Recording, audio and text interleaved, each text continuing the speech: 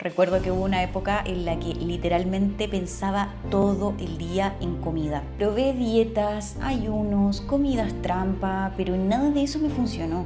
Pero lo más curioso de todo y lo más fuerte diría que mientras más intentaba controlar la comida, más sentía que la comida me controlaba a mí. Así que hoy quiero contarte cómo ha sido todo mi camino para poder mejorar mi relación con la comida y sobre todo responder algunas preguntas que en ese momento me hice. Quiero empezar contando la parte del cómo llevé mi relación a un punto de control extremo. Vamos a ir bien al inicio.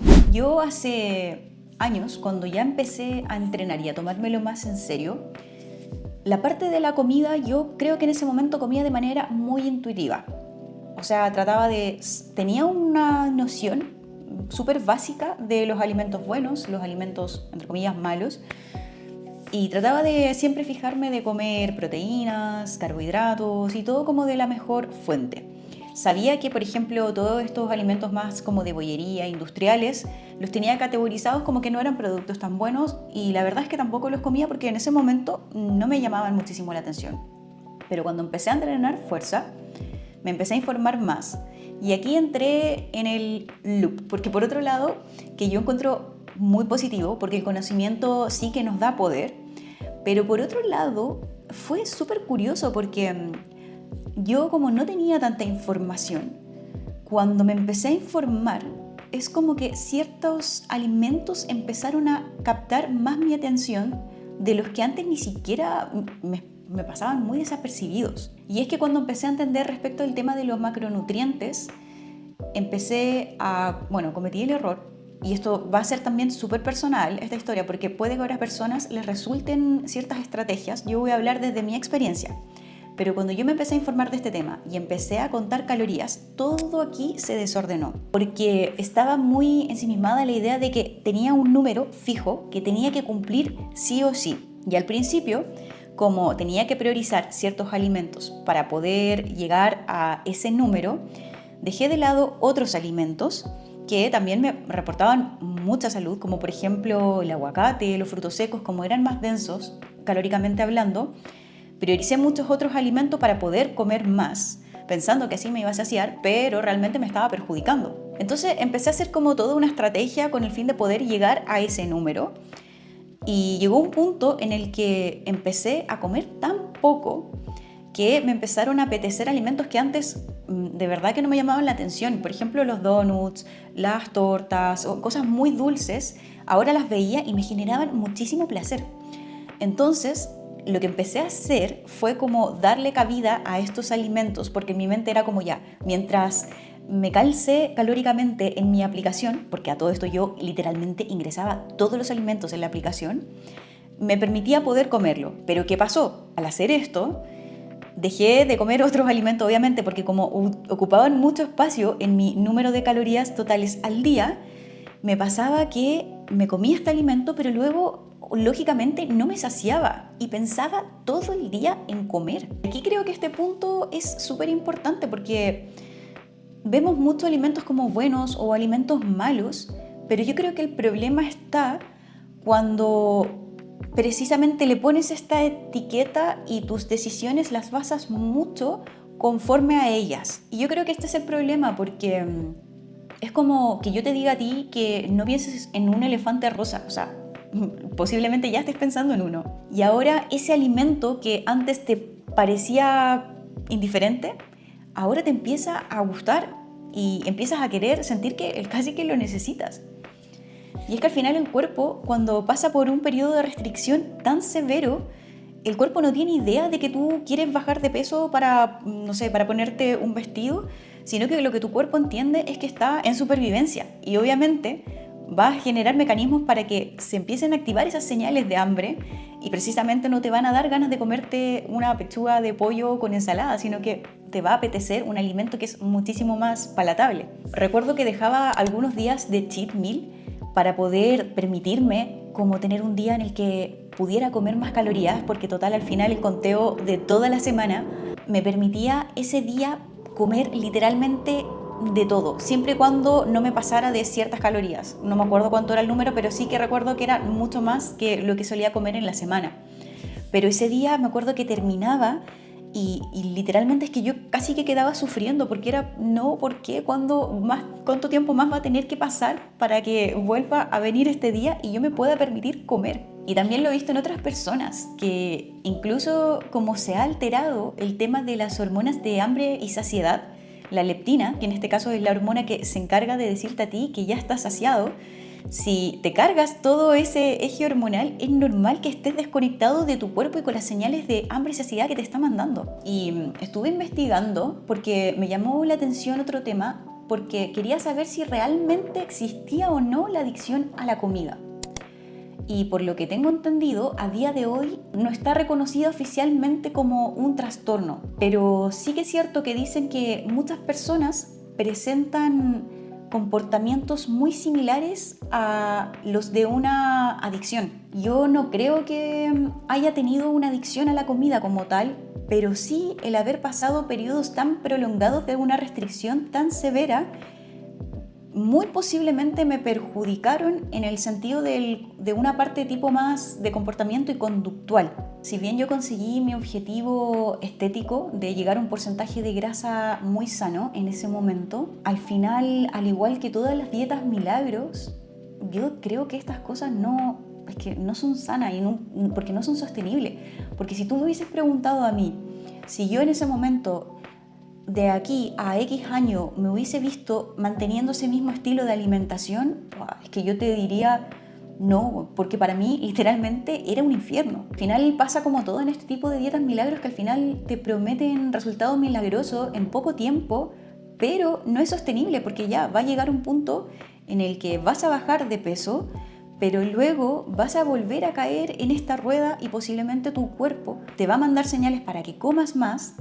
Tus niveles de leptina se van a desregular, vas a comer más y se conoce esto como lo del efecto rebote, que al final puede que incluso subas más del peso que ya tenías cuando iniciaste esa dieta. Y fue un poco lo que me pasó a mí, porque yo recuerdo que sostuve este porcentaje de grasa por unos meses, pero cuando yo ya dejé este punto, y aquí sí que me acuerdo que me engañé mucho a mí misma, porque como quería empezar a hacer una recomposición corporal en la que quería ganar más masa muscular, dije ya, voy a hacer un volumen y literalmente me engañé a mí misma, porque no fue un volumen así como que yo te diga bien planificado, que empezara a introducir alimentos más saludables pero en mayor cantidad. No, es que como que yo dije ya, estoy en volumen, me voy a permitir comer lo que sea. Y recuerdo, pero como si fuera ayer, cuando habían celebraciones en la empresa en la que yo trabajaba en ese momento, cuando hacían las celebraciones de los cumpleaños, típico que llevaban la torta, llevaban muchos snacks. Pero es que de verdad grabado aquí el recuerdo que yo figuraba en la parte donde estaba la comida, todas las personas conversando, poniéndose al día de lo que había pasado en la semana, y yo pendiente de lo que había ahí. Como yo en mi mente estaba como, uy, ya estoy en una fase de volumen, me puedo permitir comer lo que sea y cuanto sea, comía, y la gente me hablaba, incluso después me empezaron a tirar bromas así como, oye, ya, que estamos aquí, y yo no podía parar de comer. Y aquí tiene cabida otro concepto que también me llama mucho la atención cuando lo aprendí, porque me ayudó mucho a entender más sobre este tema, que es los tipos de hambre.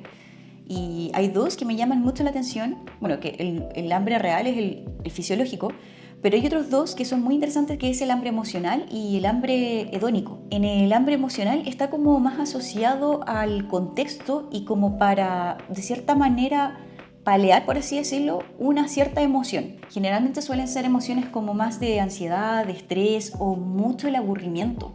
Entender esto te puede ayudar mucho porque te permite identificar si es que lo que estás sintiendo es del momento o si realmente tienes hambre. El hambre fisiológico, para saber si realmente lo es que primero te preguntes si lo que te comerías ahora sería, por ejemplo, un plato de pechuga de pollo con verduras, o si dices que no, si no te lo comerías porque no te apetece, posiblemente no sea hambre real. O lo otro también es distinguir si es que ese hambre apareció de forma progresiva o si fue de forma repentina, porque si fue de forma repentina, posiblemente tampoco lo sea. El hambre hedónico, en cambio, es cuando a ti te apetece comerte un alimento generalmente más palatable, más ultraprocesado, pero como por lo que tú sabes que te va a producir. Tipo, es como cuando vas a comer a un restaurante y ya terminas de comer y ya te sientes un poco ya llena, como que sientes que ya estás lista, pero te apetece comerte ese postrecito, que le digo yo, ese dulcecito. Y llegado hasta todo este punto de lo que hemos conversado, les voy a decir qué fue lo que a mí me funcionó mucho y lo que yo creo que puede ayudar a más de alguna persona si es que se siente identificada con mi historia, porque en el camino yo he pasado por muchas cosas, he probado un montón, pero esto yo creo que es lo que a mí más me ha ayudado.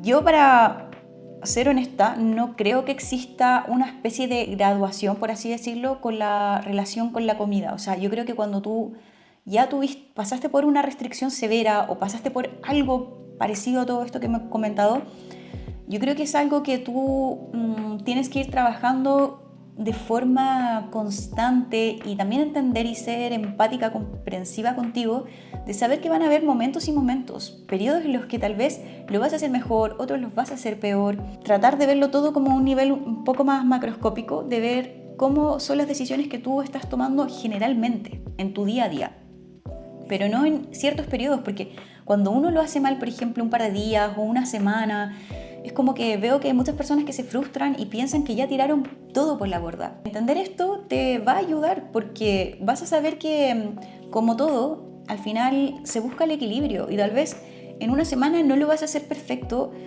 pero en la otra lo vas a hacer mejor y en la otra muchísimo mejor y así. A mí me ayudó mucho el tema del concepto de lo que es la dieta flexible, porque me permitió poder quitarle esta obsesión a lo que estaba comiendo y me permito también comer cosas que yo sé que no me están aportando mucho a nivel de salud, pero que disfruto. Ahora también yo creo que es importante saber la frecuencia con la que se come, el momento y sobre todo la cantidad, porque al final la dosis hace el veneno. Trata de buscar ese equilibrio, trata de, como esto lo del concepto del 80-20, de la ley de Pareto, intenta que la mayoría de los alimentos que comas sean alimentos reales, alimentos más saludables, pero si le das este espacio al 20% de estos alimentos que tal vez no te reportan mucho, intenta que sean en momentos estratégicos. Pero si un día o tal vez en una temporada en la que pases más tiempo comiendo este tipo de comida, sé comprensiva contigo y trata de tomar acción y ver de qué manera puedes hacer para volver a tu rutina, pero sobre todo no machacarte y no castigarte. Yo creo que cuando dejas de perseguir el control absoluto es cuando empieza a suceder la magia. Pregúntate siempre, ¿me veo de esta manera tomando estas decisiones de aquí a X tiempo más y disfrutándolo? Y si la respuesta es sí, adelante y sigue con ello. Pero si la respuesta es no y piensas que no vas a poder sostener eso porque es demasiado restrictivo, trata de buscar otras alternativas. Y si te ha gustado este video, dale like. Te invito a que me dejes en comentarios si te gustaría que hiciera más videos relacionados con esto. Podemos hablar sobre, no sé, otras temáticas que también son súper controversiales, pero súper interesantes, como las dietas keto, el ayuno intermitente. Déjame en comentarios si te gustaría que hiciera algún video así, porque yo encantadísima me voy a poner a ello. Así que te dejo un beso muy grande. Nos vemos en el siguiente video y a seguir cuidando de nuestra salud.